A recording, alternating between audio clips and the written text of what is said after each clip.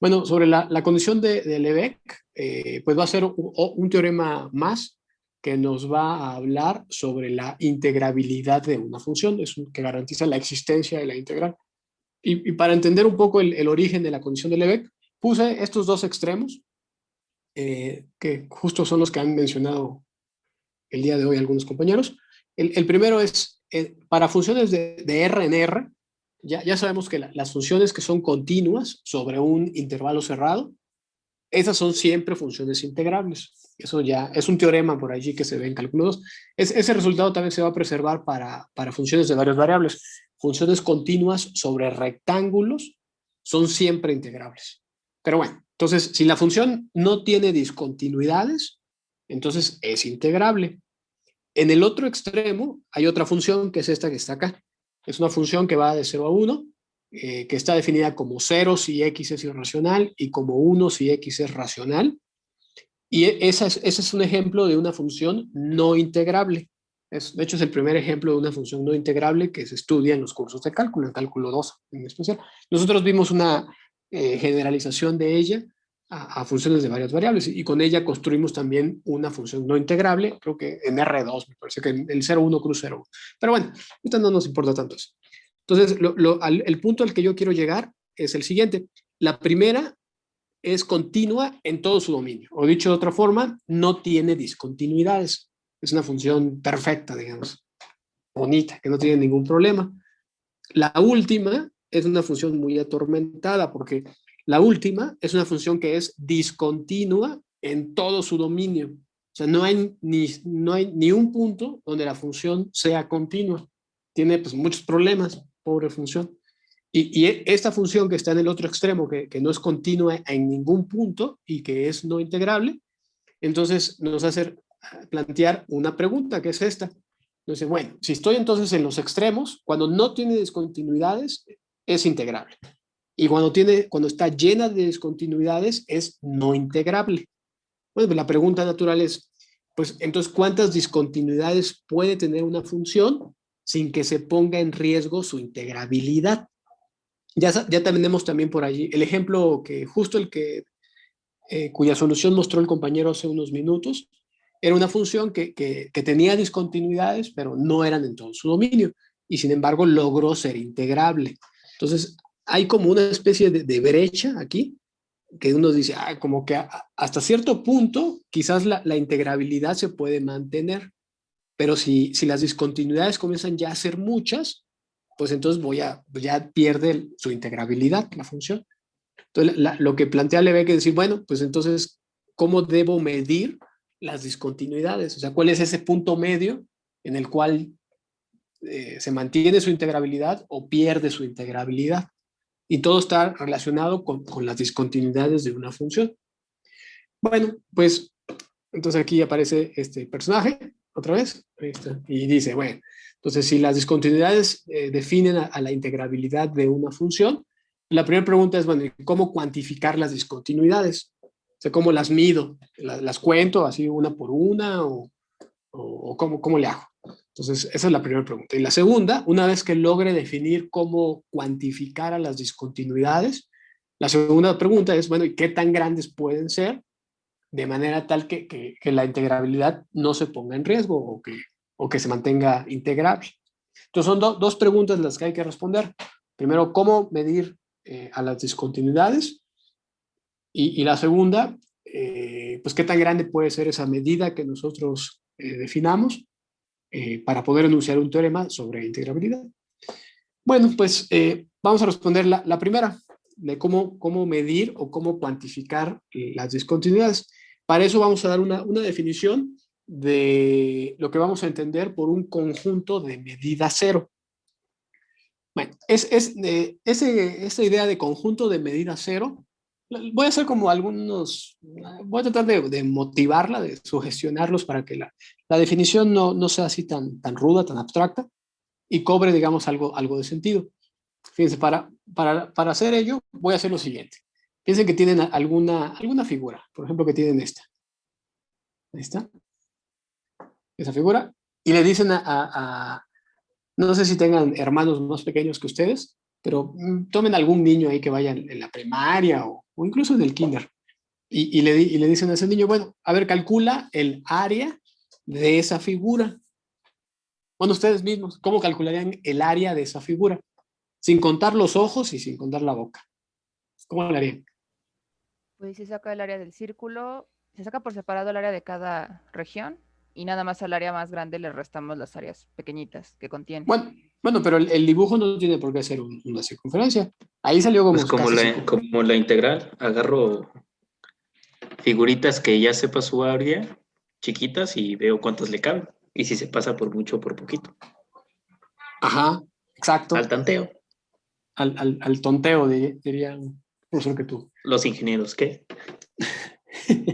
Bueno, pues en efecto, fíjate, así como lo hicimos con la integral, incluso lo podrían hacer con un niño pequeño. Al niño pequeño pues, le dan muchos cuadritos, ¿no? Creo que así lo hicimos con la integral, ¿no? Le dan muchos cuadritos primero de un tamaño, les dan otros más chiquitos de otro tamaño. Todos son cuadrados. Todos. Ahí parecen que no son cuadrados, pero todos van a ser cuadrados. Entonces, pues se dan ahí la divertida con el niño, porque el niño, ya ven que en esas edades les gusta estar cortando los cuadritos y esas son sus herramientas cuando van a la escuela. Bueno, ¿y por qué cuadrados? Porque el área de los cuadrados es fácil de calcularla. Incluso podríamos decir, pues esta es de una unidad cuadrada, los más chiquitos que sean de media unidad cuadrada, los más grandes pues que sean de dos, cosas así, ¿no? Sin pérdida de generalidad, dicen. Bueno, y como bien dice el compañero, ya que tienen muchos cuadrados, pues los comienzan a superponer sobre toda la figura. ¿Sí? Lo ponen, aquí ponen uno. Es inevitable, como la figura es irregular, no van a poder evitar los traslapes. Lo que pueden evitar, si quieren mejorar la aproximación, es obviamente tratar de evitar los traslapes lo más posible, pero esos para hacerlo quizás tengan que usar pues, algunos de algunos otros tamaños. Quizás en algunos momentos necesiten un rectángulo así muy grande para que cubran un área muy, muy grande, y en algunos otros pues, tal vez necesitarán algunos más chiquitos. Entonces, pues la van cubriendo, ¿no? Tienen muchos rectángulos, tantos, todos los que ustedes quieran, y tienen de muchos tamaños, grandes, chiquitos. Ahí están todos estos. Los tienen muchos rectángulos, cubren a la región con todos ellos. Les voy a llamar QI, así les voy a llamar. QI a cada uno de estos rectángulos.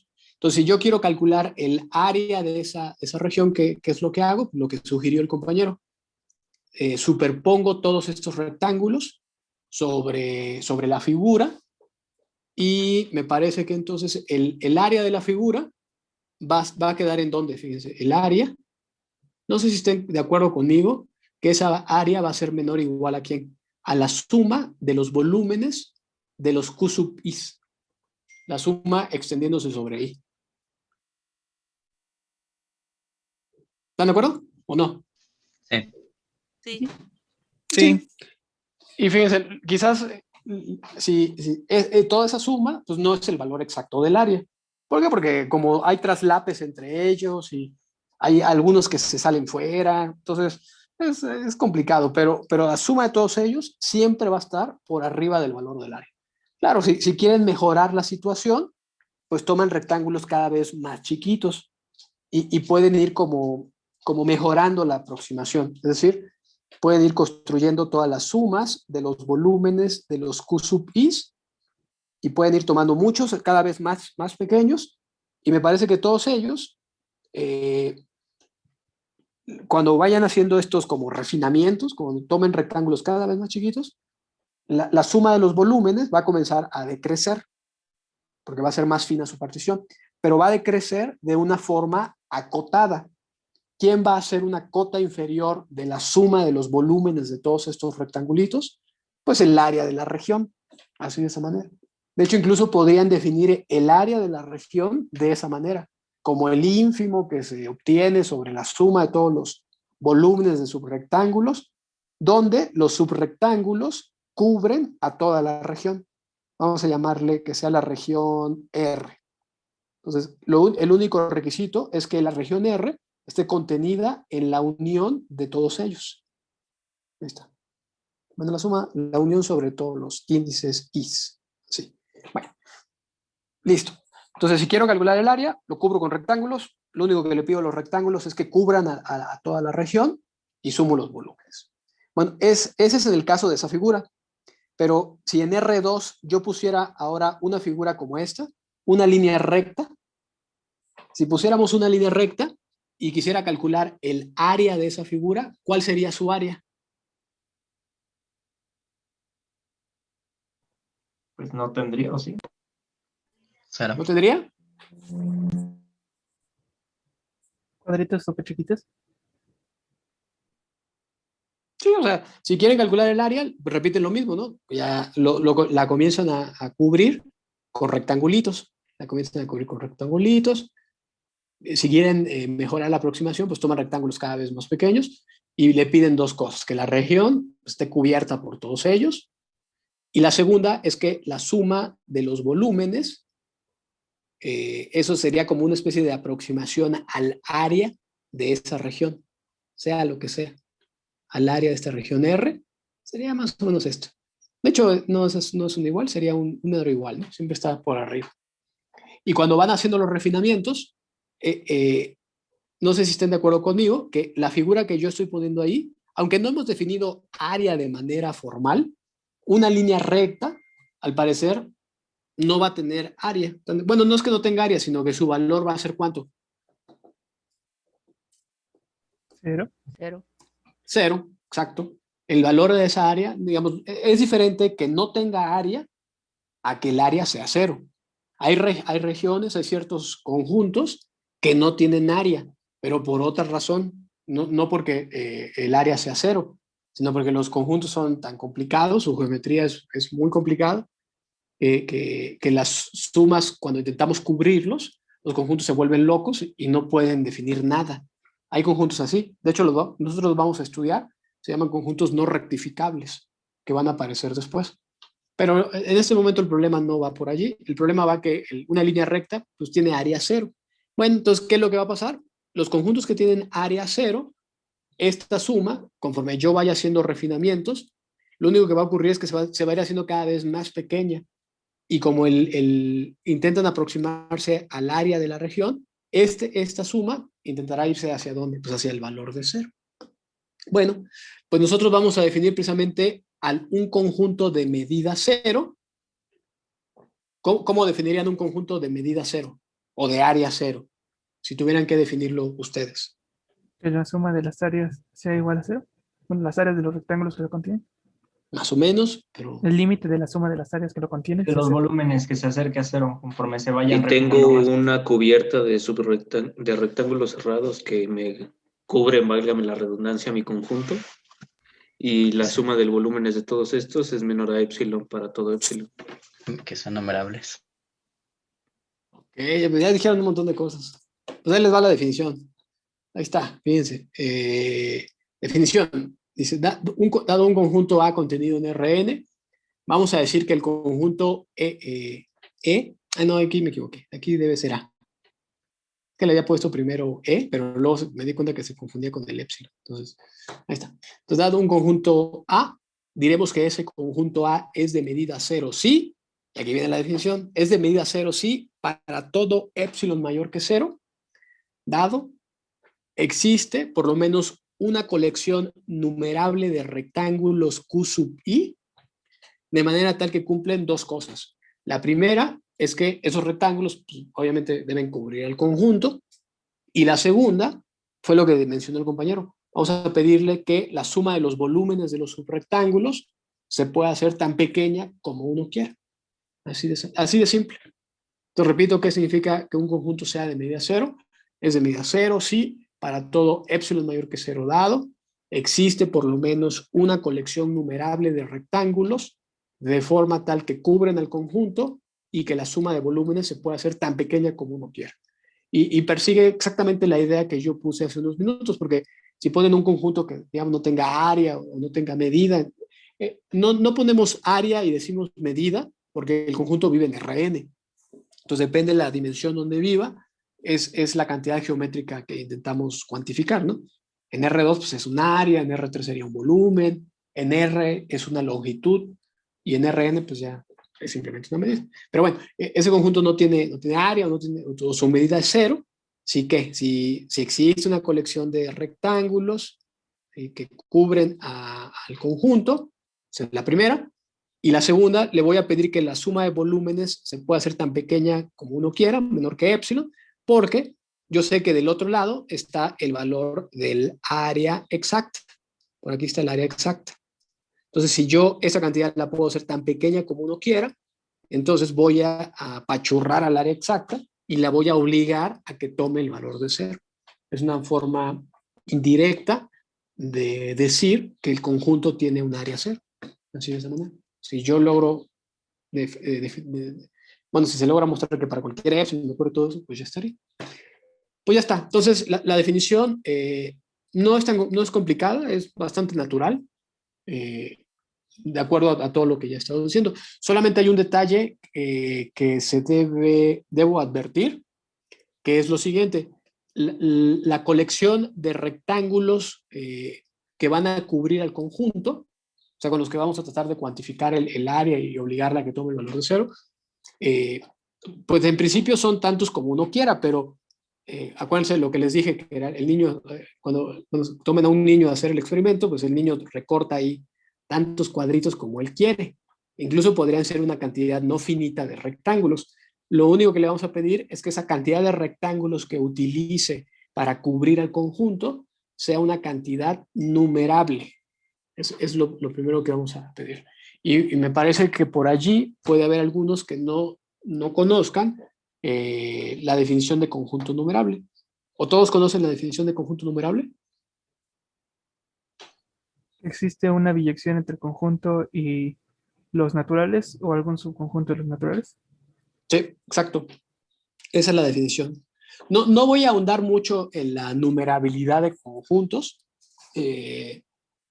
porque el camino allí se pone bastante espinoso. Y además en el curso de análisis matemático 1, los primeros temas es justamente desarrollar estas ideas de numerabilidad e incluso el concepto de cardinalidad de conjuntos.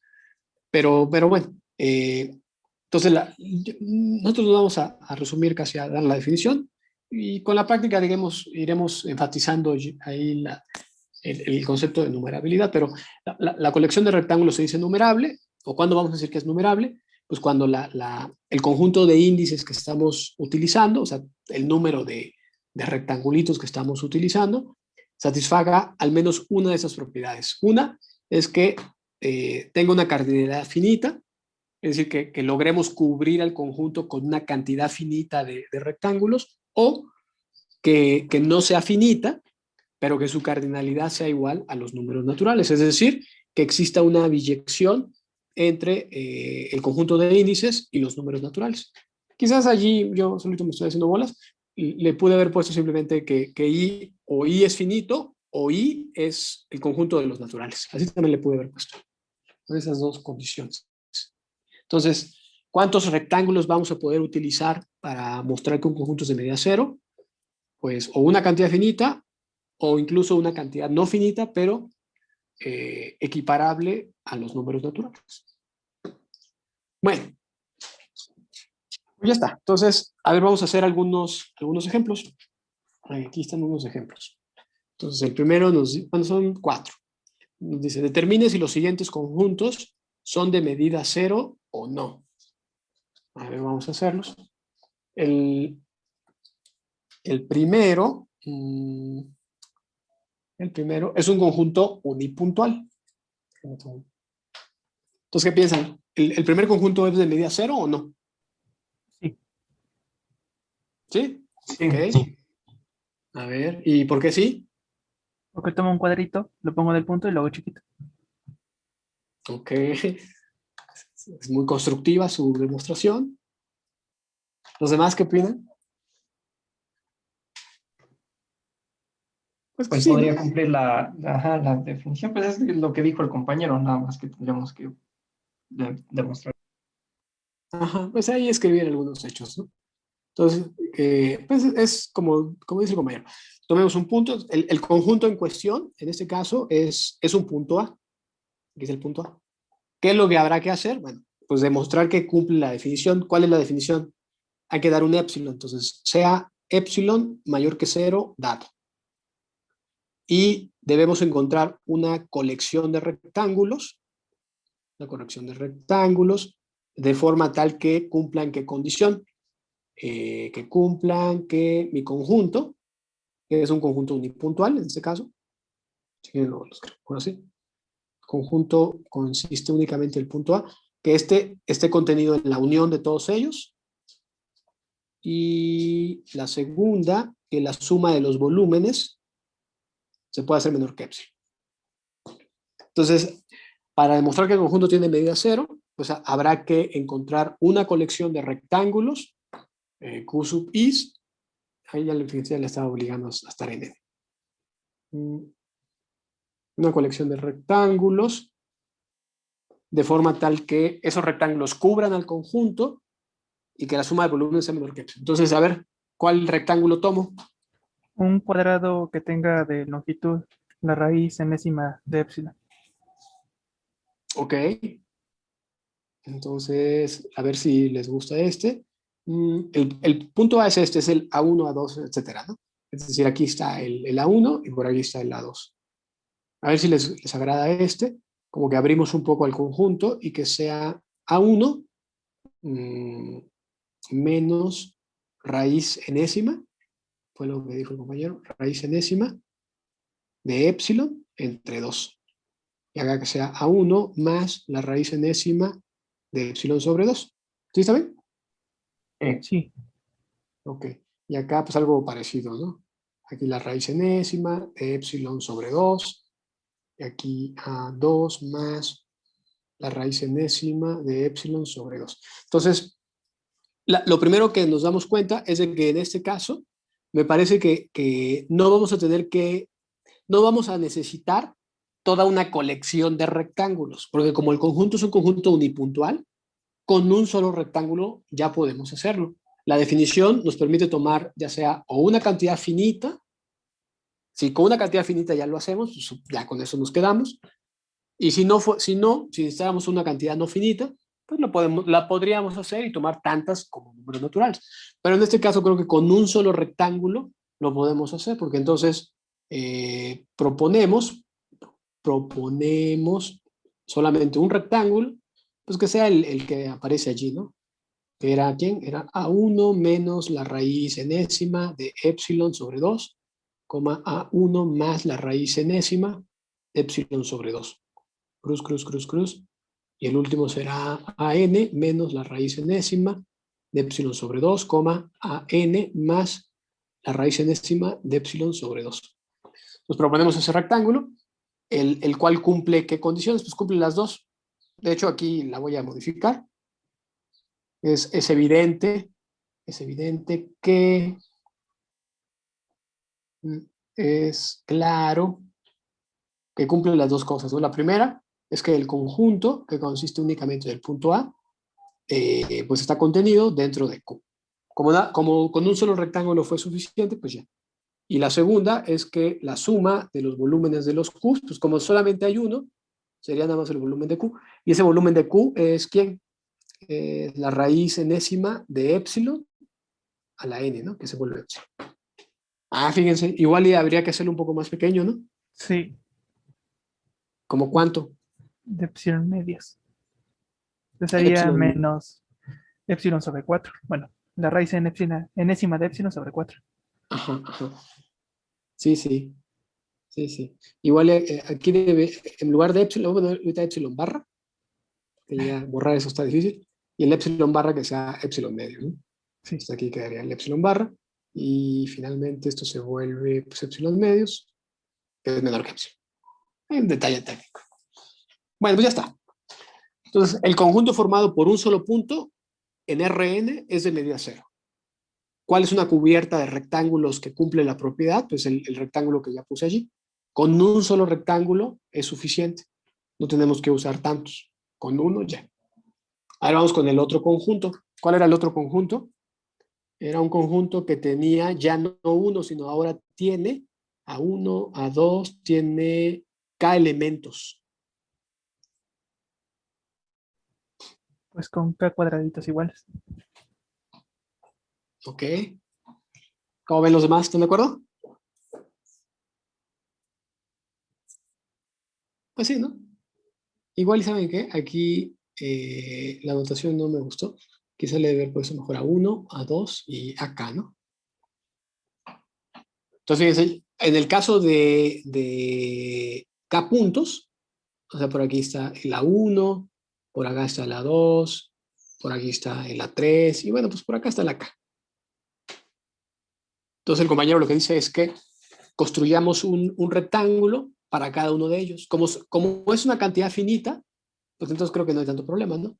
O sea, ponemos uno para este, otro para este, otro para este y otro para este. Que sea un Q1, un Q2, un Q3. Creo que los puse mal etiquetados, pero bueno, y este que sea el QK. Así, ¿no? Y luego, ¿qué más?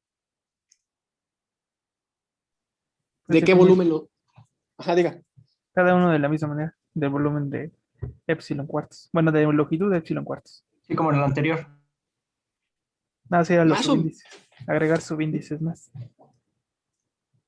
Ok, fíjense, entonces se puede construir un QI, entonces piden que el volumen de QI, por ejemplo, que el Q1 sea de ¿cuánto me dicen? Epsilon cuartos. O Creo epsilon que, barra. Sobre... entonces fíjense, si construimos uno que mida epsilon medios, por ejemplo, y así con todos los demás, creo que no va a funcionar. Tendría que ser Porque, epsilon entre K, ¿no? Ah, ajá, Entre sí, 2K, ¿no? perdón, para Sí, que sí, no pase lo mismo. exacto, sí, porque si lo hacemos así, al momento de sumar los volúmenes de todos ellos, sí, quedaría sí. K por epsilon medios, ¿no? Y ya no se puede controlar tan fácil, entonces hay que quitarse acá. Entonces creo que lo que dice el compañero está bien, ¿no? Que sea así, 2 entre K, mejor. Y entonces proponemos, hoy voy a quitar ya esta parte. Entonces, ¿cómo propondrían a los rectángulos? Entonces, proponemos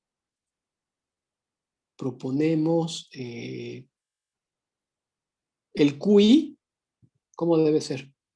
Bueno, si quieren recuerdo antes las coordenadas del AI.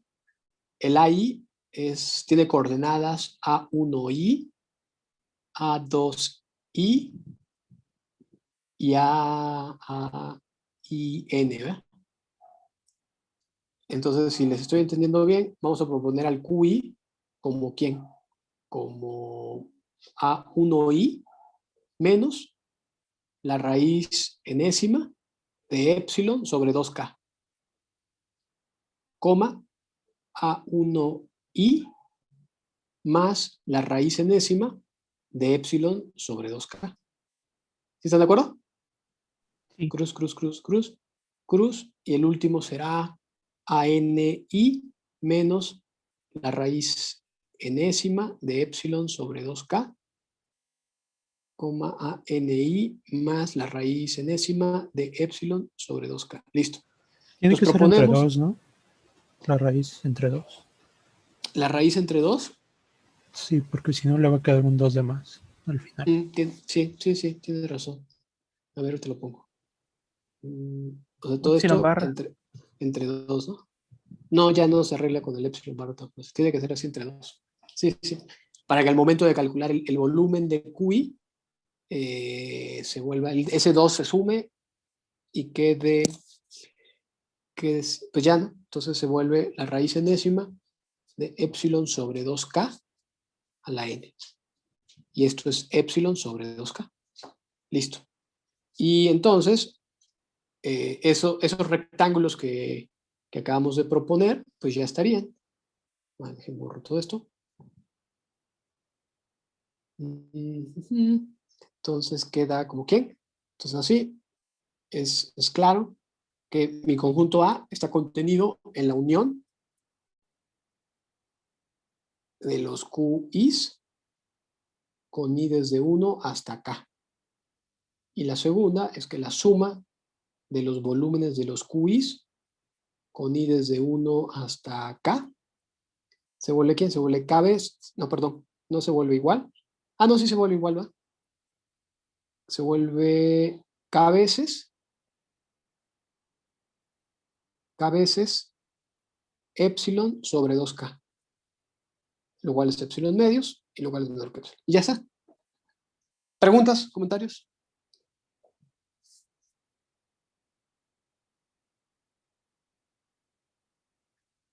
No, no, profe.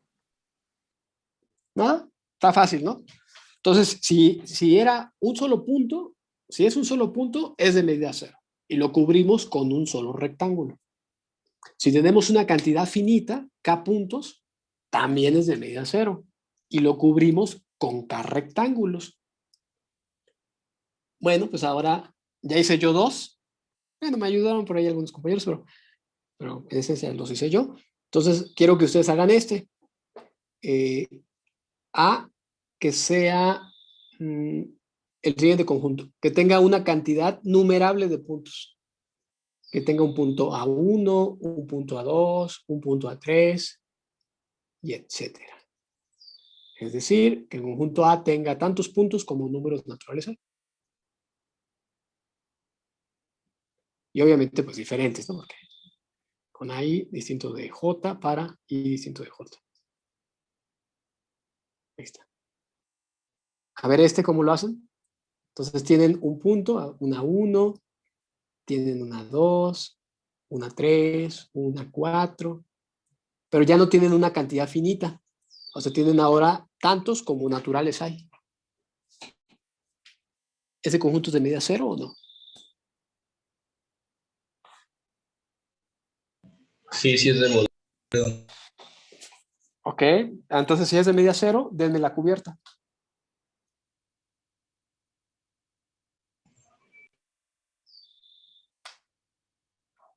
Ya hice yo dos, pues ya les toca a ustedes este.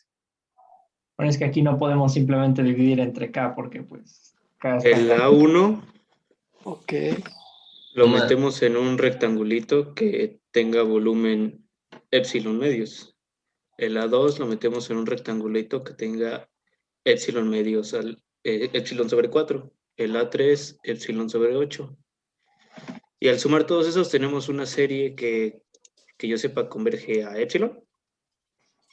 Y ya, ok. Oh, miren, ¿no? no sé, no sé. ¿Cómo ven los demás? ¿Qué opinan? Sí, me gusta. Bueno, algunos yo creo que ni lo entendieron. Algunos están todavía ahí procesando. Y yo tampoco me entendí. Otros yo creo que sí. Dijeron, pues sí, así se resuelve. A ver, les doy unos 2 minutos, piénselo, para que intenten escribir algo. Vamos a ver. Lo que sí que ya no va a ser igual que el anterior. O sea, ya no pueden dividir entre K, como dijo el compañero. Porque aquí ya, como ya no hay una cantidad finita, pues ya no tiene sentido hacer eso. Ya no se puede hacer así. Pero en efecto, lo que dijo el compañero es correcto. Sí se resuelve.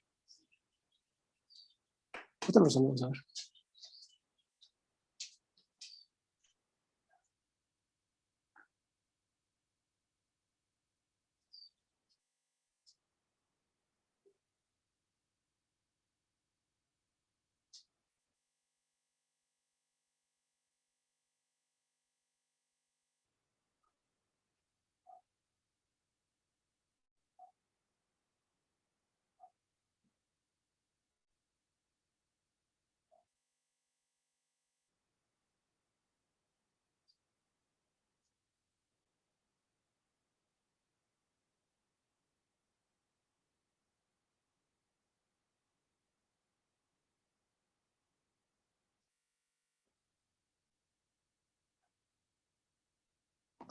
Profe, este sigue estando en RN, ¿no? Es que en las notas nada más puso R. No, pues es que este no venía en las notas. Este lo acabo de poner. ¿No es el 3? Del 3 sería un caso particular de este. Oh, ok, ok. Oh, gracias.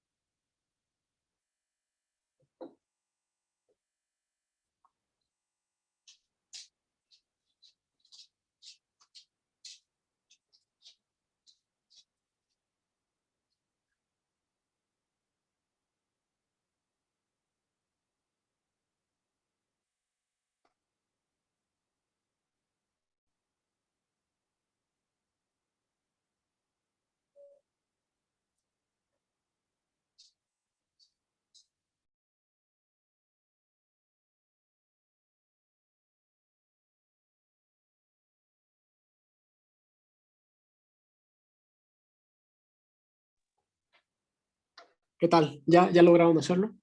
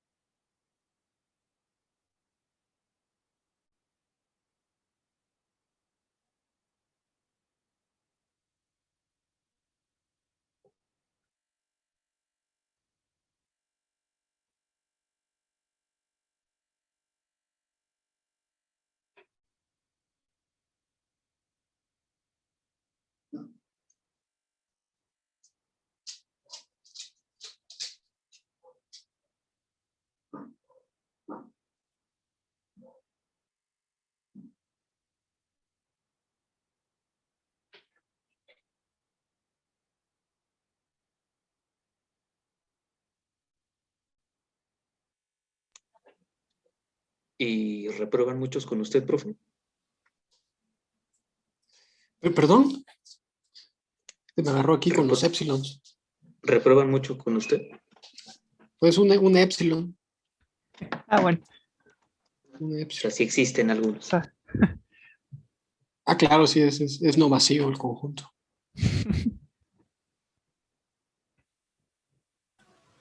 Creo que tiene que ser epsilon entre 2 a la i más 1. ¿A la i más 1? Sí, porque Ok. si no al final queda el epsilon en lugar de epsilon medios. Ok. I más 1.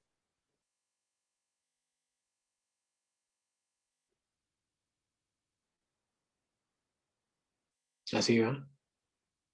Cruz. Mm,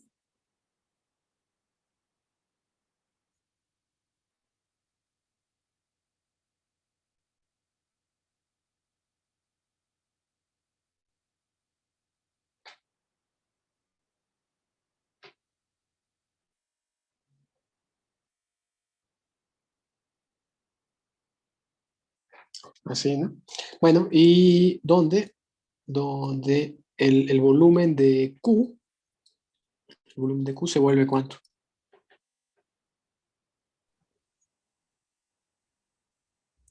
El volumen de Q se vuelve... Pues ya lo voy a Epsilon poner sobre directo. 2 y más 1, ¿no? Ajá. Epsilon sobre 2 a la i más 1. Ya directamente, ¿no? Ahí está. Y ya está. Entonces, así se tiene dos cosas. La primera es que el conjunto A, que era el conjunto de todos los AI, tal que I está en N, pues está contenido en la unión de todos estos, de los QIs. ¿Y cuántos, en ese caso sí, cuántos rectángulos estaría utilizando? Pues estaría utilizando tantos como números naturales. Es una cantidad no finita, pero uso tantos como números naturales. Y la segunda condición es que la suma de los volúmenes de los Q sub Is, desde I1 hasta infinito, va a producir una serie geométrica. Y esa serie geométrica va a ser epsilon sobre 2 a la i más 1, que es epsilon, epsilon medios, por la suma de i1 hasta infinito, de 1 entre 2 a la i. Y esa suma de 1 entre 2 a la i, desde i1 hasta infinito, es 1. Espero que ya conozcan ese resultado. Eso es 1, este término, y eso pues, es menor que epsilon. Y ya está. Entonces ahí está. Entonces, si hay un conjunto no finito, pero que tiene tantos elementos como números naturales, pues también es un conjunto de medida cero. Habrá que usar tantos rectángulos como naturales y digamos, es una especie de un oficio, digamos, es parte del oficio. Recordad que cuando se tienen conjuntos, bueno, conjuntitos ahí, en este caso eran puntos aislados, de forma tal que se pueden cubrir con rectángulos cuyos volúmenes se pueden hacer tan pequeños como uno quiera. Si de manera individual todos ellos se pueden ir haciendo tan pequeños como uno quiera, pues entonces uno los hace menores que epsilon entre 2 a la i más 1 para involucrarlos con una serie geométrica, y al sumarlos todos ellos, la suma geométrica pues se encarga de generar una serie convergente. Y ya. Entonces ese es como el oficio, digamos, en esta parte. Pues ya está. ¿Preguntas? ¿Comentarios?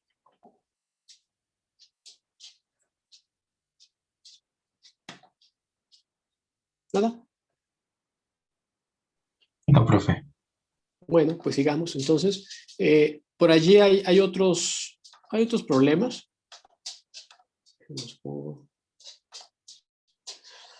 Pero bueno, eso ya me gustaría que los intentaran hacer ustedes. El problema 3. El problema 3 es un caso particular del que acabamos de hacer, porque es el caso especial en el que el conjunto vive no en R, bueno, vive en R, en dimensión 1, y los puntos de los cuales estamos hablando son los números naturales. Bueno, entonces debe ser igual, o es una consecuencia casi inmediata. Y la segunda es este conjunto. Nos dicen que es el conjunto de todos los x, y, tales que ¿qué? Son de la forma x, x, es decir, son una diagonal. Son estos. Es una línea recta que llega hasta 1. ¿Ese conjunto es de medida 0 o no? Sí. Ok. Sí, también es de medida 0. Pues sí, ya está. Entonces, ese habrá que demostrar que es de medida 0. Y se me estaba olvidando algo. Bueno, creo que viene más adelante. Bueno, entonces traten de terminar estos ejercicios. El 4, el 3, pues es casi idéntico. Y ya que tenemos algo de experiencia con los conjuntos de medida 0, pues vamos a ver algunas de sus propiedades. Y bueno, dentro de las propiedades de los conjuntos de medida 0, pues hay varias, pero vamos a enunciar estas 4. La primera, ¿qué es lo que nos dice? Nos dice que si tenemos un conjunto metido dentro de otro, y ese otro conjunto más grande es de medida 0, entonces el conjunto más pequeño también lo será. O bueno, tal cual como está allí, ¿no? Si B es un subconjunto de A y A es de medida 0, entonces el más pequeño también será de medida 0. Entonces, ese creo que es más o menos fácil y natural de hacerlo, ¿no? De entenderlo. El segundo nos dice lo siguiente. Nos dice que si tenemos una colección numerable de conjuntos de medida 0, numerable significa que tenemos una colección de conjuntos que se pueden como etiquetar con los números naturales. Entonces tenemos una colección numerable de conjuntos de medida 0. La unión de todos ellos seguirá siendo de medida 0. Así de simple. Que aunque sean muchos, si todos ellos miden 0, pues aunque se junten todos ellos, seguirán midiendo 0. Y un caso particular es el que nosotros acabamos de hacer, ¿no? Fue un caso particular en el que cada uno de ellos consistía de un conjunto unipuntual. Entonces era un conjunto de 0. Aquí ya no, aquí el A1 pues ya no necesariamente es un conjunto unipuntual, puede ser otra cosa.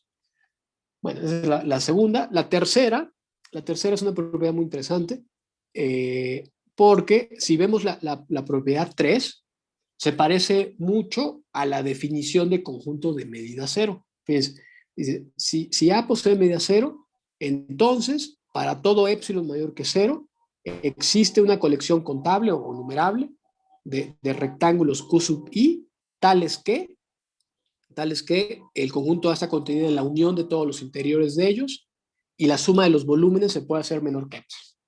¿Notan cuál es la diferencia entre esa afirmación y la definición? Aquí son contables. No, aquí pues le puse contable, no sé por qué, pero es lo mismo. Aquí le debe haber puesto numerable para seguir en el mismo lenguaje.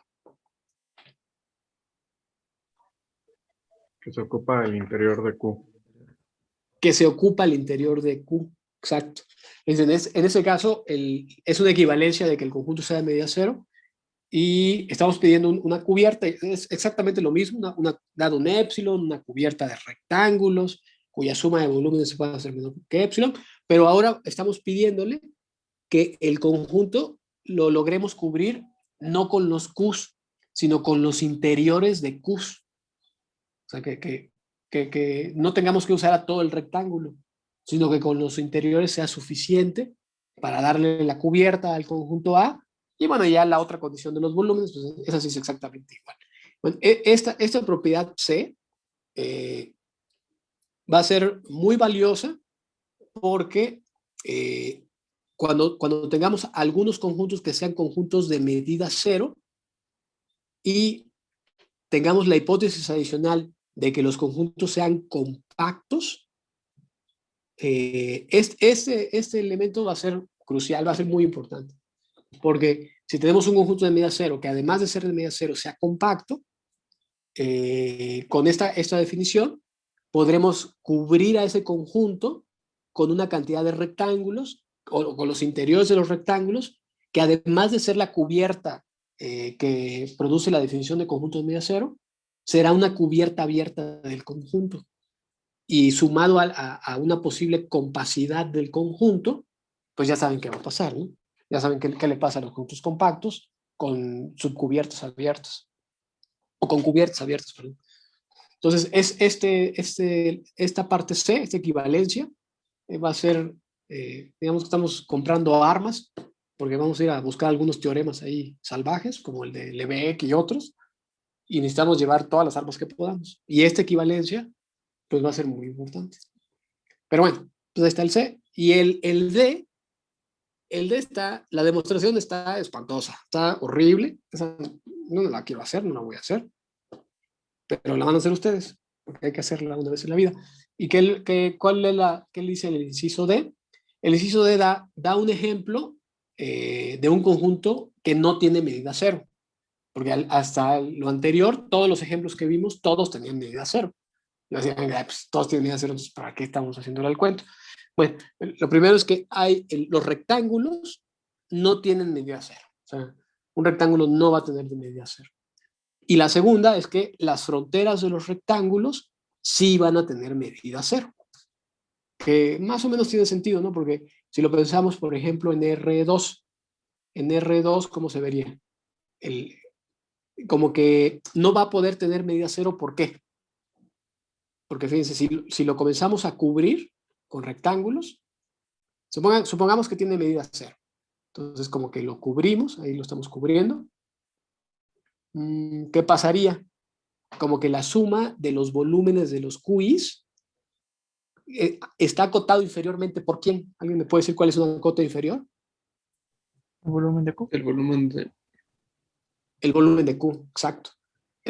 Como todos ellos lo están cubriendo, creo que una cota inferior para ellos sería por lo menos el volumen de Q. Y al tener una cota inferior, entonces ya va a ser imposible hacerlo tan pequeño como uno quiera, porque está acotado inferiormente por el volumen de Q. Entonces, ¿qué es lo que habrá que hacer para demostrar que el conjunto Q no tiene medida cero, que el rectángulo no tiene medida cero? Pues demostrar que dada una cubierta de rectángulos, la suma de los volúmenes de todos ellos siempre son mayores o iguales que el volumen de Q. Y ya con eso se lograría, ¿no? Porque ya dirían, entonces si eso pasa, entonces si asumimos que tiene medida cero, pues tomamos un épsilon muy particular, que sea el volumen de Q sobre 2, y con eso se llega a un absurdo. Entonces, eso es para esa parte. Y para demostrar que las fronteras tienen medida cero, pues ahí está horrible, porque ahí tienen que caracterizar quién es la frontera, o sea, cuáles son las caras de los rectángulos. Demostrar que eso efectivamente es la frontera, y ya una vez que logren demostrar que eso es la frontera, demostrar que es de medida cero, creo que no va a ser tan complicado. Pero caracterizar a la frontera sí es algo engorroso. Pero bueno, entonces todas estas son las propiedades. Vamos a demostrar una de ellas. No va a dar tiempo de ver todas. Vamos a demostrar la primera. Vamos a demostrar que si B es un subconjunto de un conjunto de medida cero, entonces él también tiene que ser. ¿Cómo sería la prueba? A ver, ¿tienen alguna idea? Como el conjunto más grande tiene medida cero, entonces tiene una cubierta que la suma de sus volúmenes es igual a cero. Pero como es un subconjunto, también cubre al otro conjunto y sigue teniendo medida cero. O sea, tomamos la misma cubierta, si ese es el nombre. Sí, sí, sí. No, pues tomamos la misma cubierta que para el otro conjunto. Y ya lo contiene. Pues sí. Entonces, fíjense, así tal cual como dijo el compañero, dice, como A es de medida cero por la hipótesis. Si el más grande es de medida cero, entonces para epsilon mayor que cero, dado, existe una colección de rectángulos, bueno,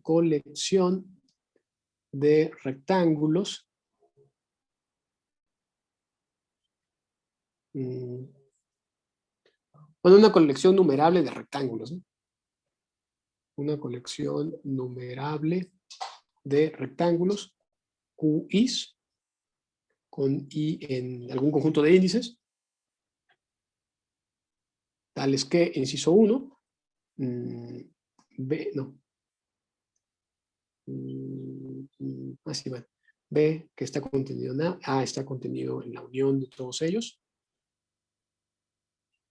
Y 2, la suma de los volúmenes de los QIs, la suma sobre I, se puede hacer menor que epsilon. Entonces, como el conjunto A es de medida cero, entonces para epsilon mayor que cero dado, existe una colección de rectángulos tales que se cumplirían estas condiciones, esas que estoy cumpliendo acá. Eso que subrayé en color rojo. Pero por la hipótesis adicional, el conjunto B está contenido dentro de A. Por lo tanto, esos rectángulos Q sub I cumplen dos cosas. Además de cubrir a A, también cubren a B. Y la suma de los volúmenes sigue siendo menor que epsilon. Entonces, así, B es de medida cero. ¿Y ya?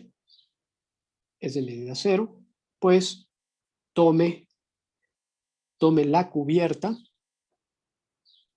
QIs, ¿no? La misma cubierta. ¿Preguntas, comentarios? No. Bueno, todavía me quedan 3 minutos. Vamos a ver si podemos hacer la otra. ¿La otra cuál era? Era que si sean una colección numerable,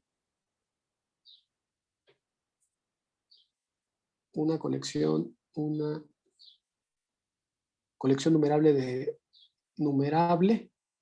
de conjuntos de medida cero. Ese cómo demuestran que la unión también tiene de medida cero. Creo que igual que hace ratito.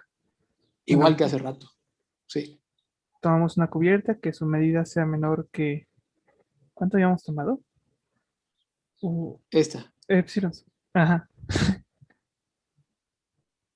Existe cubierta. Aquí habría que ponerle Q. ¿Saben qué? Hay que ponerle otra letra que se llame K. Q y K con I en N, tal que cumple dos cosas. La primera es que el AK está contenido en la unión de los Q y K. Y la unión se hace sobre todos los índices IS. ¿Sí lo estoy poniendo bien? No, creo que no. Es la I. Ya. Es que aquí debe ser...